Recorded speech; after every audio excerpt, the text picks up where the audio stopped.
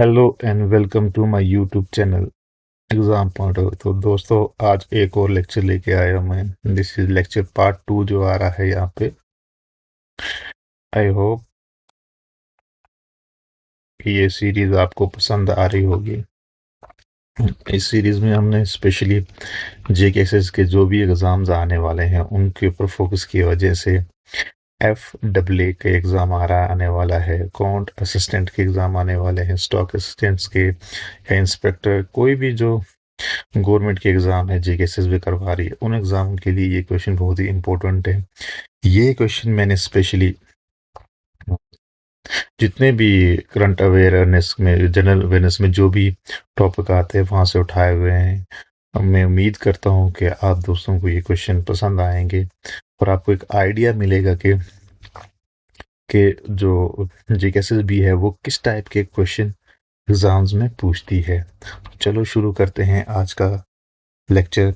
और इस लेक्चर का जो पहला क्वेश्चन है वो मैंने यहाँ पे दिया हुआ है। विच of the following is the highest मेज प्रोड्यूसिंग स्टेट ऑफ इंडिया? तो हाईएस्ट मेज जो है, हाईएस्ट मेज मेज प्रोड्यूसिंग स्टेट जो भारत की है वो है कौन सी? इस ऑप्शन के मुताबिक जो इसका राइट आंसर है वो है कौन सा? D part. ठीक है। Karnataka is the most highest मेज प्रोड्यूसिंग स्टेट ऑफ इंडिया। तो वो कितना परसेंट करती है? यहाँ पे मैंने फैक्ट्स दिया हुआ है। यहाँ पे कर्नाटका करती है 50%, 15%। दूसरे नंबर पे आते हैं हमारे मध्य प्रदेश और तीसरे नंबर पे आता है हमारा कौन सा? महाराष्ट्र, 12%। तो आपको इसमें से क्या याद रखना है? ये जो टॉप की 3 स्टेट्स हैं इनके बारे में आपको याद रखना है कि पहले नंबर पे महाराष्ट्र है, दूसरे नंबर पे मध्य प्रदेश, तीसरे नंबर पे कौन सी? महाराष्ट्र, KMM। ठीक है, ये आपको याद रखना है। कर्नाटका, दूसरे नंबर मध्य प्रदेश, तीसरे नंबर पे महाराष्ट्र। और मैंने जो पहला लेक्चर अपलोड किया था उसमें भी मैंने एक क्वेश्चन इस टाइप का किया हुआ था। तो उसमें पूछा गया था हम्म, उसमें पूछा गया था मिल्क प्रोड्यूसिंग स्टेट पूछा गया था। तो उसमें मैंने वो डिस्कस किया हुआ था। जो मिल्क प्रोड्यूसिंग स्टेट है अभी जो करंट में जो टॉप पे आई है वो आपको याद रखना है। ये उसका आंसर है। ठीक है, मिल्क के लिए क्या रखना आपने पहले नंबर पे। और मेज का मैंने आपको बता दिया अभी। तो एक दो पॉइंट और है जो आपको इसके बारे में याद रखना है। यहाँ से भी क्वेश्चन पूछा जाता है। अगर यहाँ पे मेज पूछा गया है, एक एग्जाम में मिल्क पूछा गया है, तो किसी एग्जाम में वीट के बारे में या राइस के बारे में पूछ सकते हैं। तो ये दो इंपॉर्टेंट पॉइंट्स हैं जो मैंने यहाँ पे हाईलाइट किए हुए हैं। ठीक। एक तो वीट प्रोड्यूसिंग स्टेट कौन सा है हाईएस्ट वाला? उत्तर प्रदेश। और राइस में कौन? वेस्ट बंगाल। तो आप याद रख लेना, राइस में कौन है?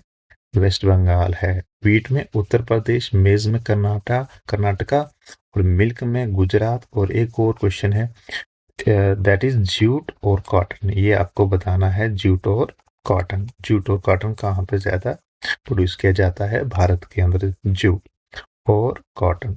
ठीक है, याद रखना। जूट जूट का भी राइट आंसर, जूट कहाँ पे प्रोड्यूस किया जाता है? वेस्ट बंगाल में। और जो ये कॉटन है ये कहाँ? गुजरात में। तो 5-6 पॉइंट्स हैं जो मैंने कवर किए हैं इस क्वेश्चन के रिलेटेड, जहाँ से क्वेश्चन पूछा जा सकता है, तो आपको याद रखना है। ठीक है। अब चलते हैं अपने नेक्स्ट लेक्चर के, sorry next lecture, next question के ऊपर दोस्तों।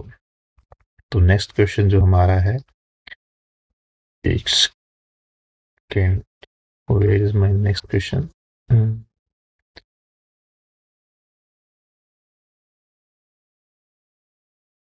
ये रहा हमारा क्वेश्चन नंबर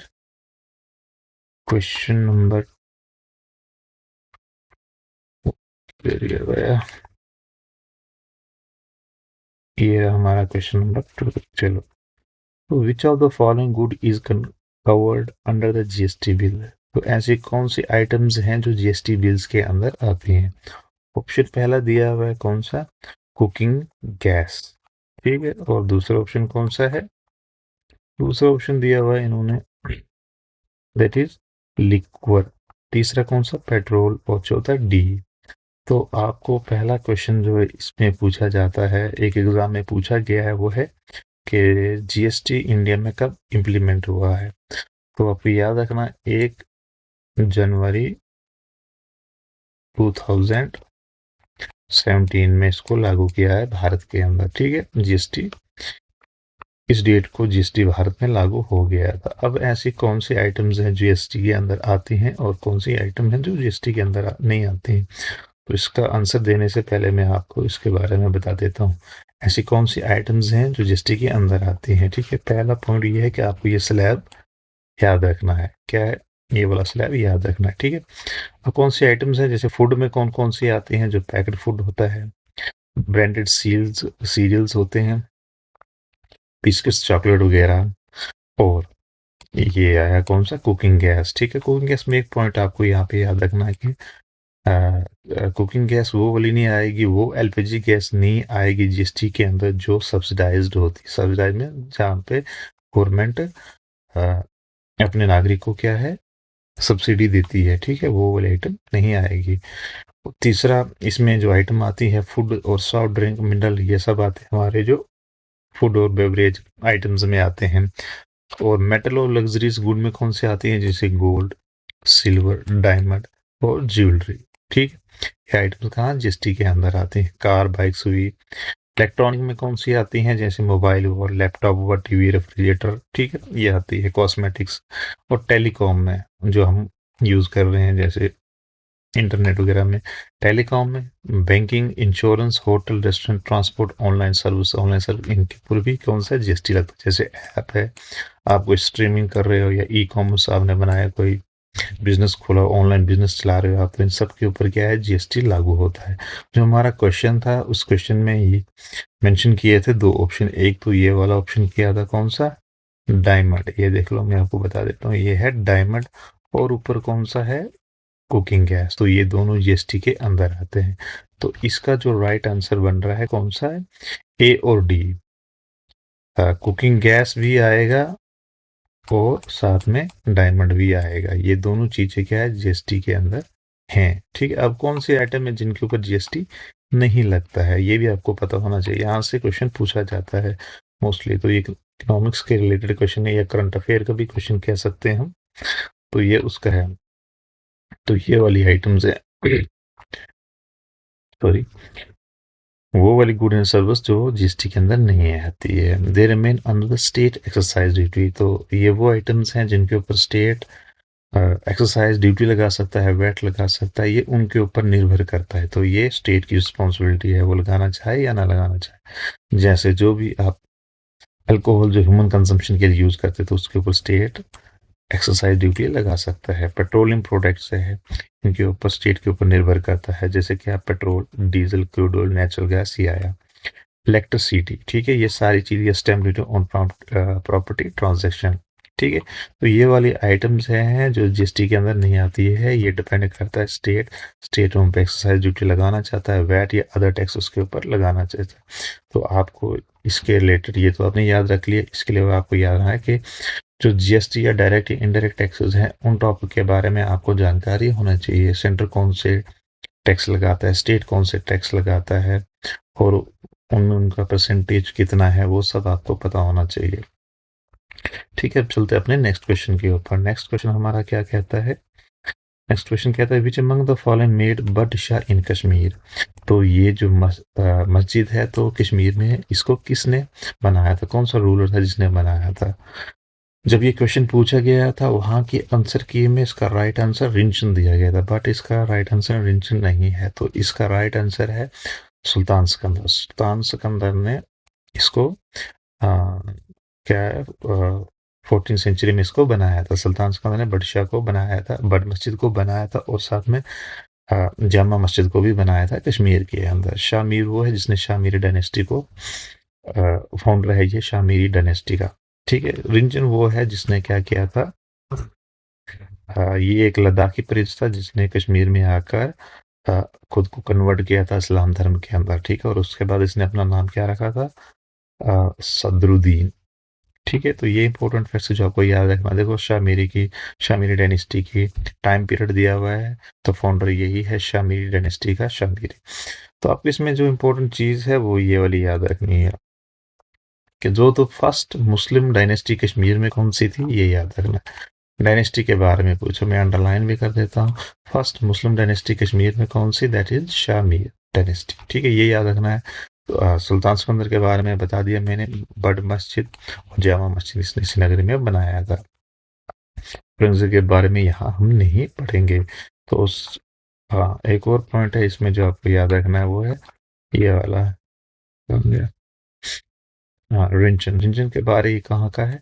लद्दाखी प्रिंस है जो किसमें इस्लाम में कन्वर्ट हुआ है। तो इस्लाम कन्वर्ट होने के बाद अपना नाम क्या रखा था? सुल्तान सदरुद्दीन। ठीक है, तो अगर पूछा जाए first Muslim ruler in Kashmir, तो नाम आएगा रिंचन या सुल्तान सदरुद्दीन। अगर डायनेस्टी पूछी जाए तो कौन सी होएगी? मीर शामीर, शामीर डायनेस्टी। ठीक है, तो ये दो पॉइंट आपको याद रखे। सुल्तान सिकंदर के बारे में नहीं बता दिया, बट मस्जिद या जामा मस्जिद। ठीक है, अब चलते हैं अपने फोर्थ क्वेश्चन के ऊपर। आई होप आपको ये लेक्चर पसंद आ रहा होगा। तो अब चलते हैं अपने नेक्स्ट क्वेश्चन के ऊपर।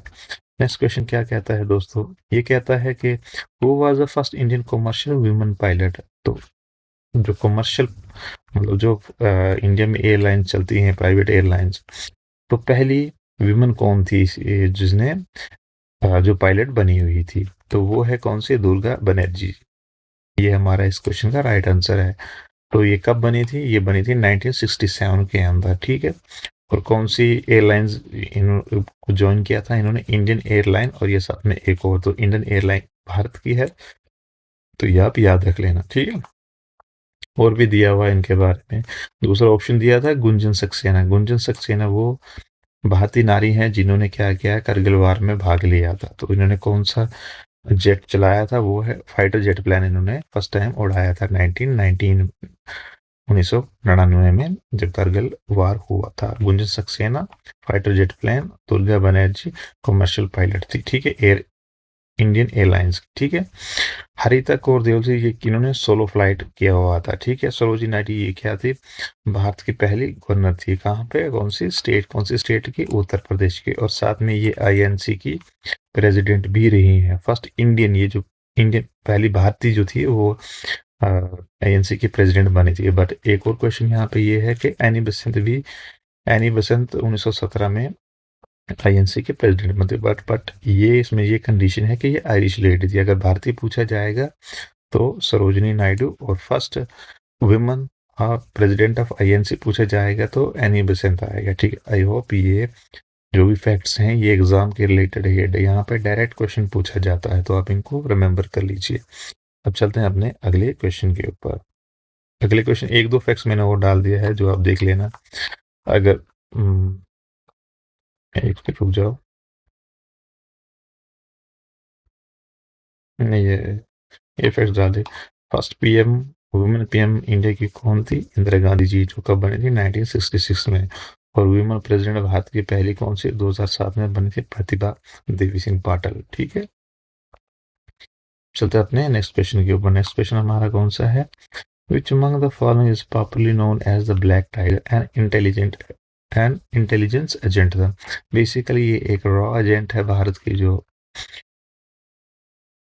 एजेंसी है रॉ। तो इसका राइट आंसर जो है वो है ये है, जिनको ब्लैक टाइगर के नाम से जाना जाता है, वो है राइट आंसर वो है रविंदर कौशिक जी। तो इनको ब्लैक टाइगर के नाम से जाना जाता है। तो बेसिकली इनको इंदिरा गांधी जी ने कहा था ब्लैक टाइगर। और वीरेंद्र कौशिक जी के बारे में थोड़ी डिटेल आप जान लीजिए। पहली बात है कि ये कोई रॉ के एजेंट थे, ठीक है, जिनको ब्लैक टाइगर के नाम से जाना जाता है। और ये बेसिकली ये रॉक एजेंट तो थे, और इन्होंने ये कहाँ गए थे? पाकिस्तान के अंदर इन्होंने एज ए स्पाई काम किया, किसके लिए? भारत के लिए किया हुआ था। ठीक है, तो ये पूरी डिटेल्स इनको इंदिरा गांधी ने क्या कहा था? ब्लैक टाइगर कहा था। ठीक है, बाकी दूसरे इतना इम्पोर्टेंट नहीं है, ये करंट अफेयर का क्वेश्चन पूछा गया है, तो मैंने आपको बता दिया इसके ऊपर। अब चलते हैं नेक्स्ट क्वेश्चन के ऊपर। अभी तक हमारे कितने? 5 हुए हैं, 5 क्वेश्चन हो गए। छठा क्वेश्चन देखो, which of the following pairs and identify how many pair are correct? तो यहाँ पे पेयर्स दिए हुए हैं, को बताना है कि कितने करेक्ट हैं या नहीं। सुभाष चंद्र बोस, पहला क्वेश्चन, पहला ऑप्शन दिया हुआ है सुभाष चंद्र बोस, जिन्होंने ऑल इंडिया फॉरवर्ड ब्लॉग बनाया था। बिल्कुल बनाया था इन्होंने। दूसरा Chittaranjan Das, first president of Swaraj party, ये भी सही है। M G. Ranade, father of renaissance of western India, बिल्कुल ये भी ठीक है। Gopal Krishna Gokhale, servant of Indian society, ये भी ठीक है। तो इसका जो राइट आंसर बनेगा D part. All of the वो आर करेक्ट ऑप्शंस। ठीक है, अब इनके फैक्ट्स बता देता हूँ मैं इन डिटेल में। सुभाष चंद्र बोस जी ने 1939 में, ये बता देता हूँ मैं कब, 1939 में ऑल इंडिया फॉरवर्ड ब्लॉक बनाया हुआ था। ठीक है, बेसिकली क्या है कि 1938 में क्या था, ये आईएनसी के प्रेसिडेंट बने हुए थे। ठीक है, बट वहां पे इनको क्या इनके जो आइडियोलॉजिकल डिफरेंसेस क्रिएट हुए थे किसके साथ, गांधी जी के साथ।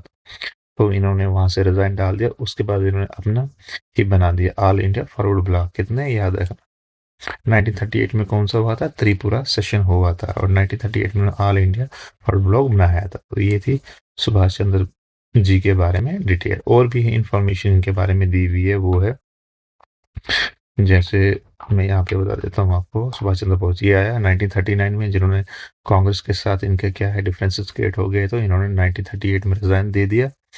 और उसके बाद ये 1939 में इन्होंने फॉरवर्ड ब्लॉक बनाया।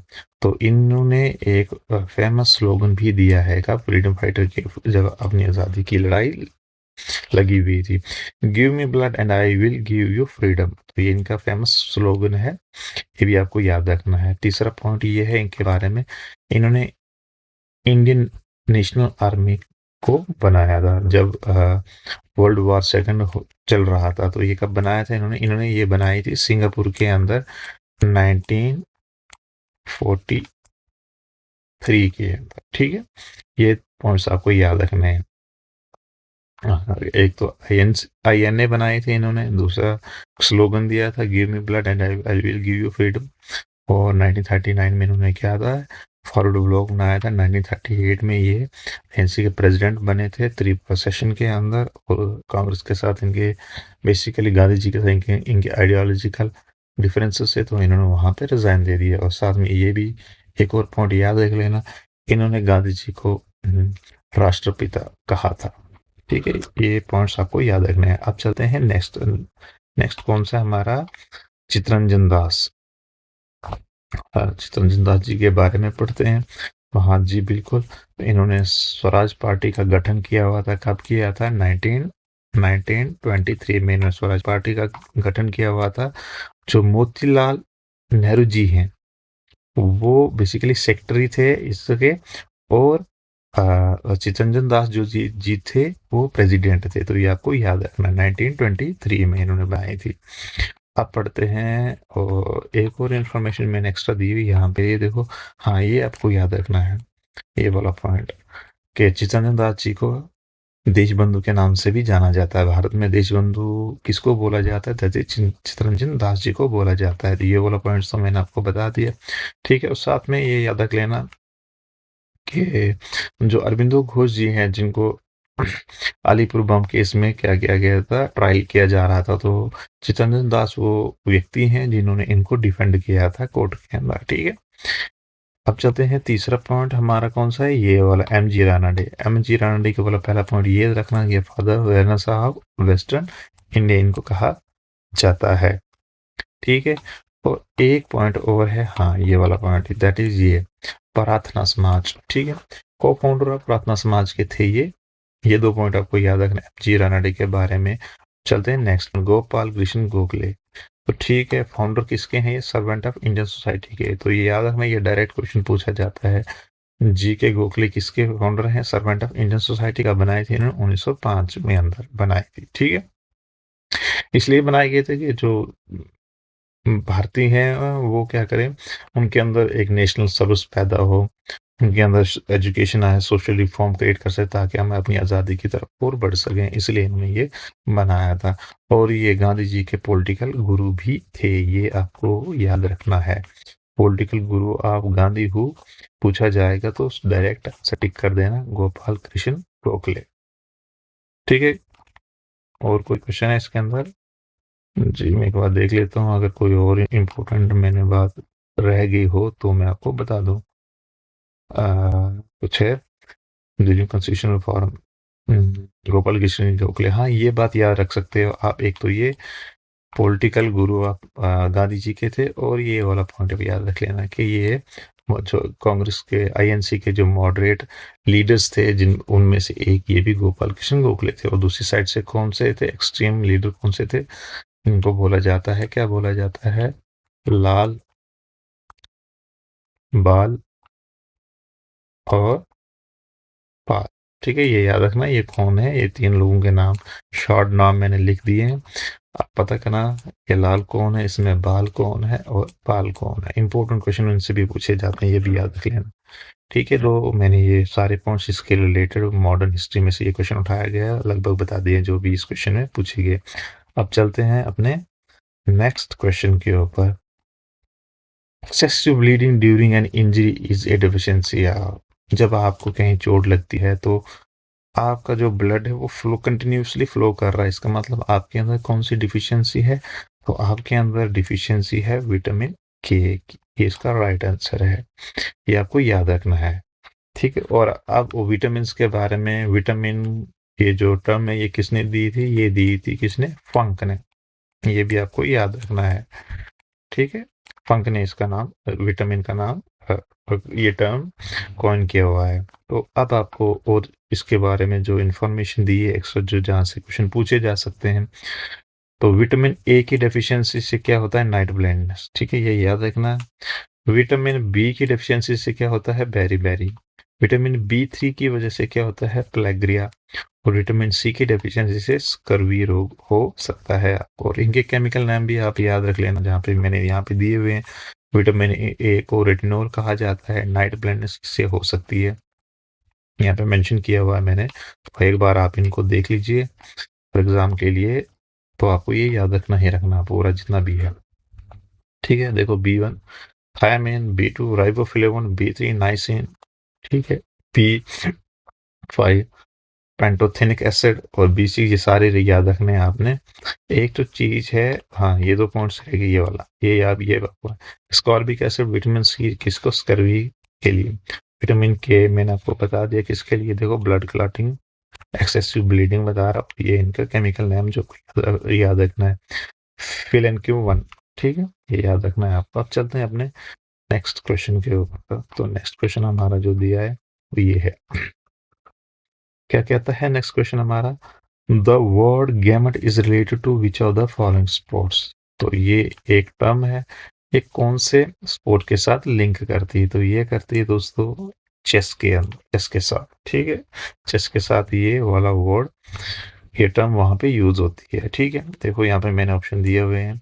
चेस के साथ गेमट का यूज होता है, डिवाइस के साथ टेनिस या टेबल टेनिस, चूकर पोलो के साथ है, और ब्रेक कैरम के साथ है। आप यहाँ से मैं आपको एक एक्स्ट्रा इन्फॉर्मेशन ये बता देता हूँ कि आपको पता होना चाहिए कि कौन सी स्पोर्ट्स के साथ कौन सी ट्रॉफी लिंक्ड है, ये आपको पता होना चाहिए।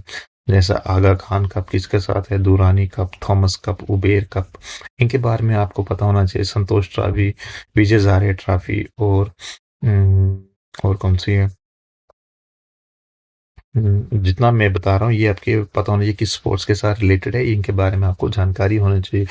एक ये, और दूसरा पॉइंट ये है कि ये जो स्पोर्ट्स हैं किस स्पोर्ट्स में कितने प्लेयर है। जैसे वॉलीबॉल खेलोगे आप तो उसमें 6 प्लेयर होते हैं। ठीक है, खो खो खेलोगे तो 7 होते हैं, तो ये आपको याद होना है। क्रिकेट खेलोगे तो 11, कबड्डी खेलोगे तो उसके बारे में भी आपको पता होना चाहिए कबड्डी में कितने हैं।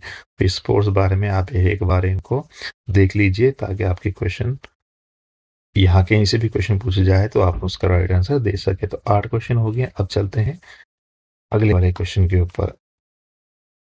अगला क्वेश्चन क्या कहता है हमारा? विच among the following is the oldest nuclear power station in India? Most important question, most important question है ये। तो इन 4 ऑप्शनों में से कौन सा है वो जो ओल्डेस्ट न्यूक्लियर पावर स्टेशन है भारत के अंदर? तो वो है दैट, इसका राइट आंसर है तारापुर एटॉमिक पावर स्टेशन, ये ओल्डेस्ट है। ठीक है, तो ये कहाँ पे है? इसका राइट आंसर तो मिल गया, ये है महाराष्ट्र के अंदर, ये याद रखना अपना। हाँ, तो दूसरा कौन सा है? कक्करपारा, तो ये कहाँ पे है? गुजरात के अंदर है। और तीसरा नरोरा, ये उत्तर प्रदेश के अंदर है। और काएगा, काएगा कहाँ पे है? कर्नाटक के अंदर है, ठीक है। तो ये तो मैंने बता दिया आपको। तारापुर एटॉमिक पावर स्टेशन ये कहाँ पे है? महाराष्ट्र के अंदर है। तो इसको कब कमीशन किया गया था? 1969 में। तो oldest nuclear power station in India, तो ये आपको बता दिया मैंने। तो जब ये बना रहे थे तो किसके साथ कोलैबोरेट किया हुआ था? तो वो किया था यूएस के साथ कोलैबोरेशन किया हुआ था, ठीक है। तो ये तो मैंने बता दिया आपको। काइगा कर्नाटका, नरोरा उत्तर प्रदेश, कक्करपारा गुजरात। ये कक्करपारा एक दूसरा है कलपक्कम, वो कहाँ है? तमिलनाडु में। याद देखना, कक्करपारा और कलपक्कम में कंफ्यूज नहीं हो जाना। कल पी ए के ए एम, कलपक्कम, ठीक है। वो तमिलनाडु में है। एक पॉइंट और है जो मुझे आपको बताना है यहाँ पे। हाँ, कहाँ गया वो वाला पॉइंट? ये वाला पॉइंट, उसके बाद में दूसरी चीजें मैं बाद में बता देता हूँ। ये largest nuclear power station in India, तो लार्जेस्ट जो सबसे बड़ा पूछ, ओल्ड तो हमारा तारापुर है, बट लार्जेस्ट पूछा जाएगा वो तो वो कौन सा है? कुंदन कुलम। ये कहाँ है? तमिलनाडु के अंदर, याद रखना। ये लार्जेस्ट है कुंदन कुलम। और यहाँ पे एक और है, वो क्या उसको बोला जाता है? कलपक्कम, ये याद रखना है ना। अब चलते हैं आगे। इंडिया फर्स्ट न्यूक्लियर टेस्ट कब हुआ? तो वो हुआ था 1974 में, पोखरान के अंदर। पोखरान कहाँ? राजस्थान के अंदर। और इसका जो कोड नाम रखा गया था दैट इज स्माइलिंग बुद्धा, याद रखना। दूसरा न्यूक्लियर टेस्ट कब हुआ था? 1998 में, पोखरान सेकंड। और तब पीएम कौन थे हमारे? अटल बिहारी वाजपेयी। और जब वन हुआ था तब कौन थी? इंदिरा गांधी जी, ठीक है। याद रखना, इसको कौन ऑपरेट करता है? अथॉरिटी कौन है? एनपीसीआईएल, याद रखना, ठीक है। ये पॉइंट हो गया। और जो एक और इम्पोर्टेंट पॉइंट है, ये भी आपको याद रखना है, ये वाला। India first indigenously build nuclear reactor, किसकी बात कर रहा है? ये न्यूक्लियर रिएक्टर की। तो भारतीय का पहला न्यूक्लियर रिएक्टर कौन सा? दैट इज अप्सरा। ये कहाँ बना, कहाँ था ये? त्रम्बे महाराष्ट्र के अंदर, जहां पे BARC B A R C के हेडक्वार्टर भी हैं, ठीक है। भाभा एटॉमिक रिसर्च सेंटर, ठीक है, त्रम्बे बम्बे के अंदर है, ठीक है। तो वहां पे हमारा क्या है? पहला न्यूक्लियर रिएक्टर को बनाया गया था, दैट इज अप्सरा, याद रखना ये। और एक और पॉइंट जो आपको मैं ये बता दें कि आप एक बार होमी जे बाबा के बारे में थोड़ा बहुत इंफॉर्मेशन ले लेना, तो आपको जानकारी रहेगी कि वो किस लेवल के साइंटिस्ट थे भारत के, और उनके साथ उनकी डेथ कैसे हुई है, ठीक है। तो ये रिसर्च आप खुद कर लेना। आज चलते हैं नेक्स्ट क्वेश्चन के ऊपर। हमारा जो लास्ट आज का जो आखिरी क्वेश्चन है वो क्या कहता है? Who is the first Asian to be nominated for international tennis hall of fame? तो इसका जो राइट आंसर है दोस्तों वो है लैंडर पीस, ठीक है। पहले ये भारतीय थे जिनको नॉमिनेट किया गया था international tennis hall of fame के लिए। तो इन्होंने काफी अच्छे, बहुत सारे देखो 18 ग्रैंड स्लैम्स इन्होंने जीते हैं, ठीक है। सिंगल में नहीं जीते हैं, बट मेंस इन डबल में कितने? 8 जीते हैं इन्होंने, और 10 जीते हैं इन्होंने मिक्स्ड डबल में। तो ये आप याद रखना, इनका पिक भी यहाँ पे लगा दिया मैंने, ठीक है। Leander Paes is the first Asian man to be nominated for the this international tennis hall of fame के लिए, ठीक है। 10 किस में जीते हैं इन्होंने? मिक्स्ड में, और 8 डबल्स में। तो ये आपको याद रखना है। तो ये आज के टॉप 10 क्वेश्चन जो मैंने आपको बताए, आई होप आपको ये पसंद आ गया होगा। तो ज़रूर मुझे कमेंट्स बॉक्स में अपनी राय रखें और मुझे बताएं कि और किस टाइप के क्वेश्चन आपको चाहिए, और क्या मैं इसकी नंबर्स और बढ़ा दूं। तो मुझे जो भी आपको अच्छा लगे तो वो बता देना कमेंट सेक्शन के अंदर। आई होप आज का लेक्चर आपको पसंद आ गया होगा। तो चलो अब इसको क्लोज करते हैं आज के लेक्चर्स को। तो thank you for watching this lecture.